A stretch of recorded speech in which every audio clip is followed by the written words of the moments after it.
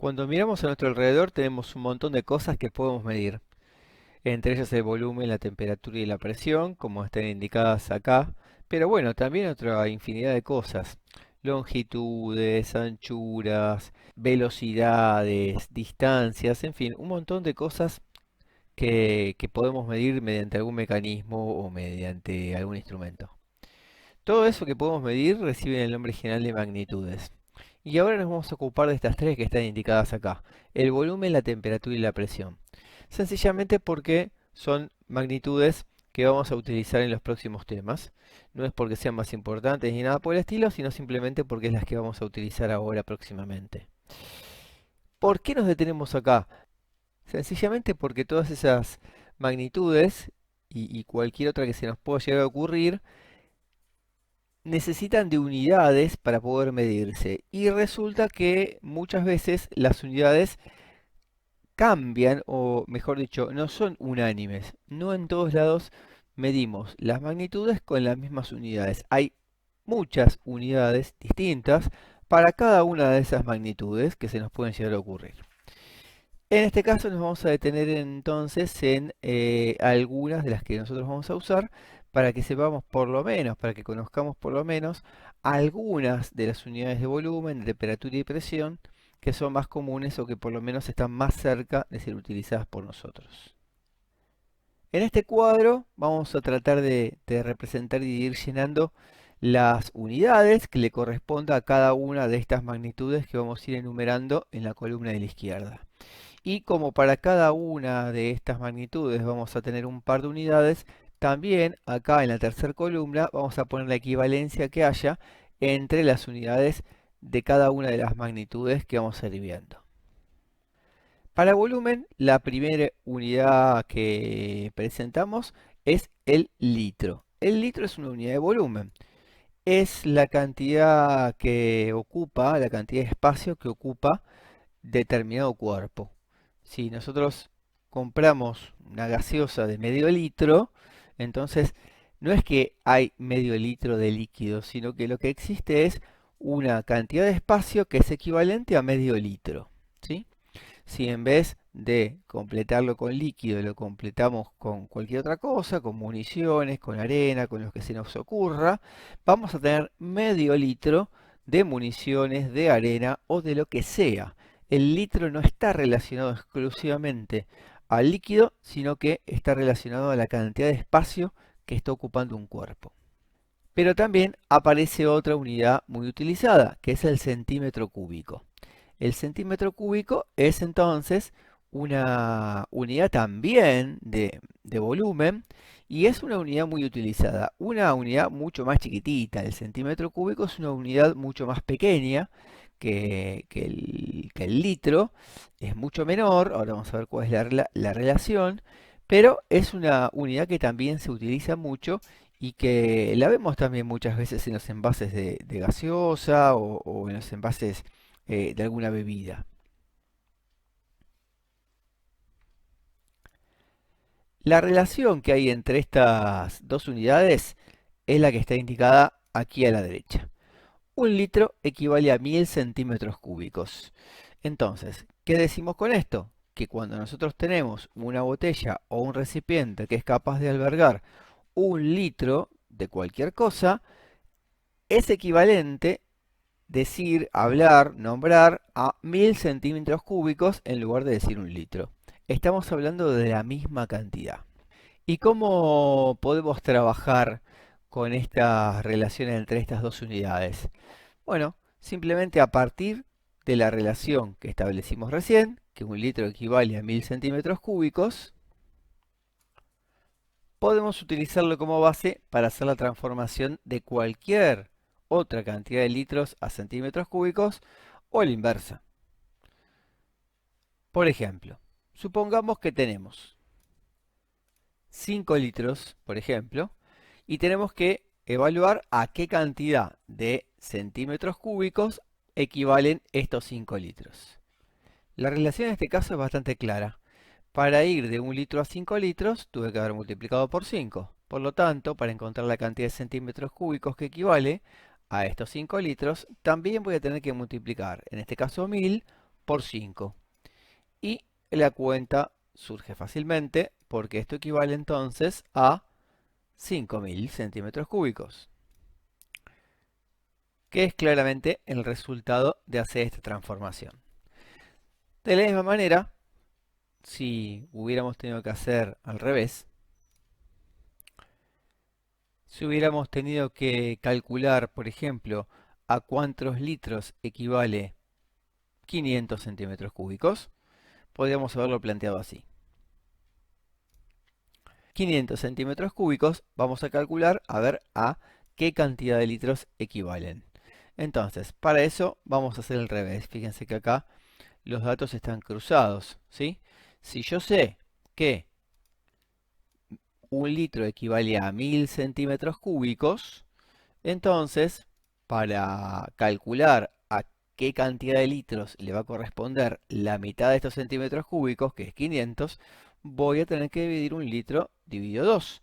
Tuve que dividir 1000 dividido 2, acá divido un litro dividido 2. Y eso me da 0,5 litros o medio litro, como ustedes prefieran, que es en este caso el resultado final. Vamos a ver la siguiente magnitud con la cual vamos a trabajar, la temperatura. La temperatura sucede algo especial y es que, bueno, también hay diferentes escalas, pero en este caso lo que se toma como punto de partida para las escalas de temperatura es el momento en que el agua se congela para una de las escalas y otro momento muy particular que es el momento en donde las partículas están absolutamente quietas, donde no tienen ningún tipo de energía cinética. Vieron que nosotros hablamos acerca de que las partículas se mueven constantemente o están en permanente vibración, aunque estén cercanas unas a otras. Eso es porque tienen determinada cantidad de energía.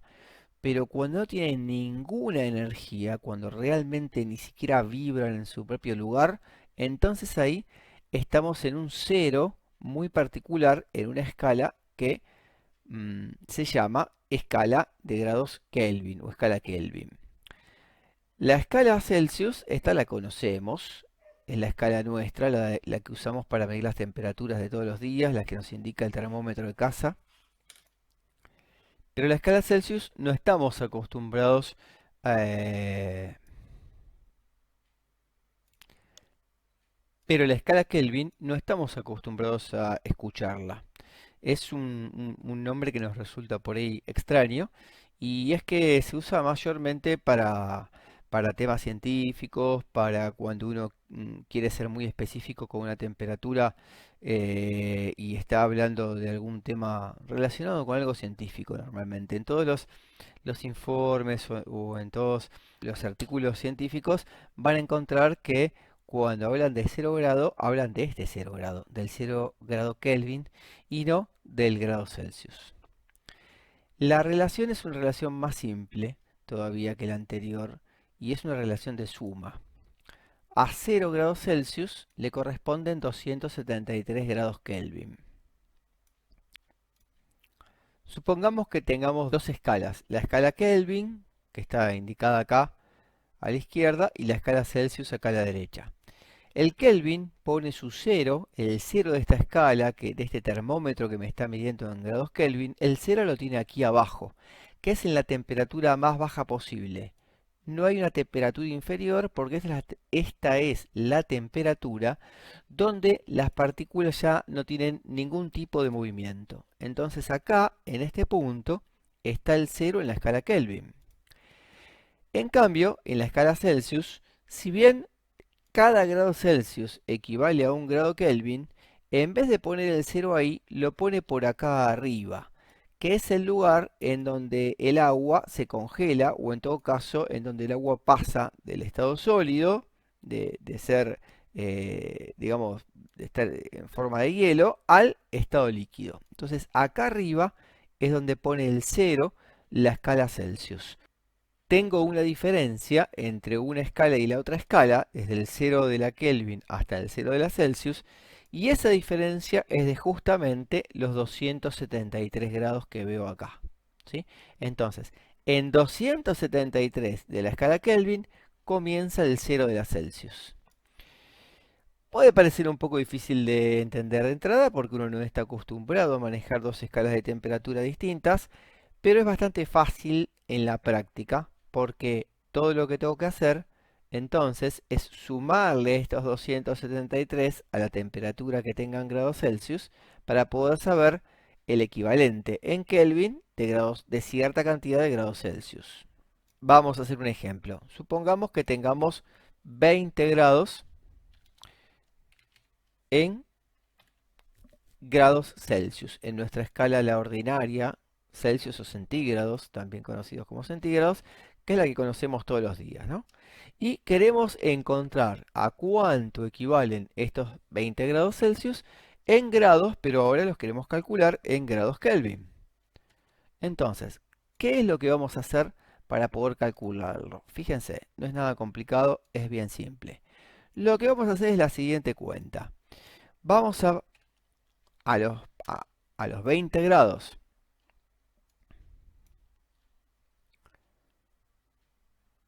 A los 20 grados que ya tengo en Celsius, le voy a sumar los 273, que es esa distancia, esa diferencia, para llegar a la escala Kelvin, a encontrar su equivalente en la escala Kelvin.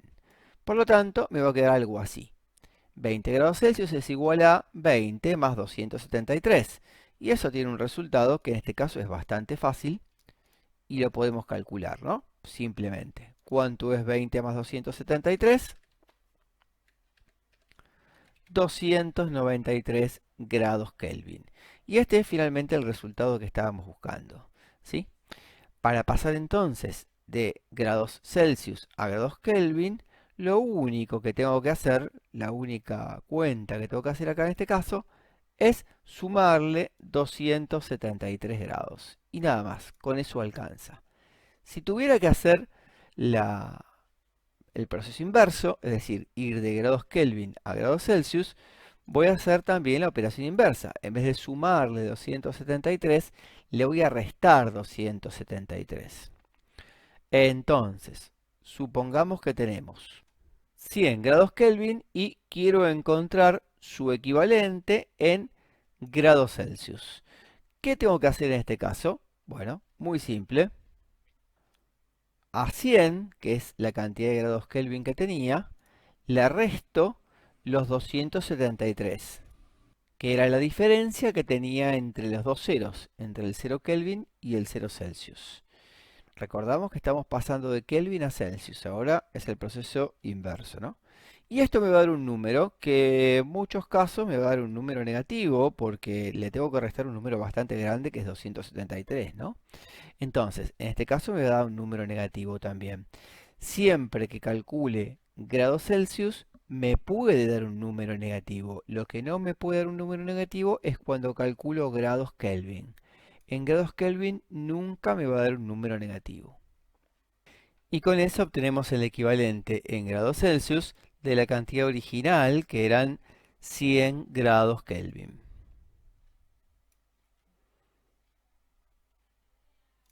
Por último, solamente para tener una idea, las unidades de presión. Con estas no vamos a trabajar, simplemente las vamos a conocer. Y las unidades de presión con las cuales vamos a trabajar son dos. Atmósferas, por un lado, que es la unidad que actualmente más se utiliza, y hectopascales, que es una unidad también con la que muchas veces nos comunican la presión atmosférica en los noticieros y demás. La relación que hay es la que figura acá. Una atmósfera es igual a 1013 hectopascales. Se trabaja igual que con las unidades de volumen, hay que multiplicar o dividir para ir obteniendo los equivalentes, pero con estas no vamos a hacer cuentas porque no son tan útiles a los efectos de todos los días.